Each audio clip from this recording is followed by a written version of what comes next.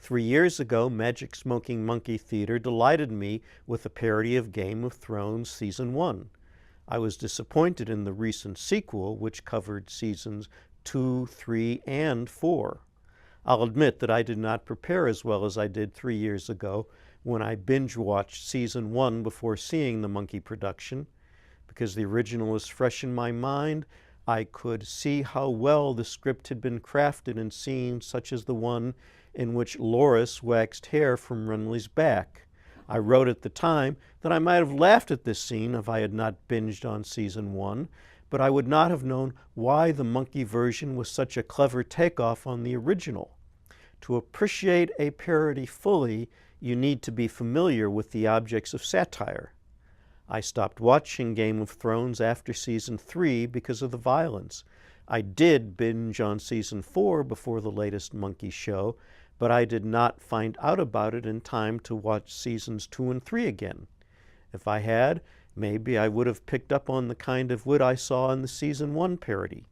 As it was, my focus was mainly on keeping everything straight as I tried to follow the narrative. The Monkey's mistake was trying to cover 3 full seasons in one show. Reducing 31-hour episodes to a little over an hour on stage was the greatest challenge the Monkeys have ever undertaken. That's 3 times more story than the company had to deal with in its parodies of the Lord of the Rings trilogy, Game of Thrones Season 1, and the Mad Max cycle. Even the complete Harry Potter cycle was not as long as 3 seasons of Game of Thrones, and 90 minutes were allowed for the Potter parody. I'll grant that the Monkeys covered even more ground in the AFI's Top 100 Greatest American Films of All Time, but they didn't try to tell every story completely. They just reminded us of the best-known scenes from each title. I did not see as many familiar names as usual in the cast chosen by director Donna Northcott, but I was impressed with how well everyone handled multiple roles.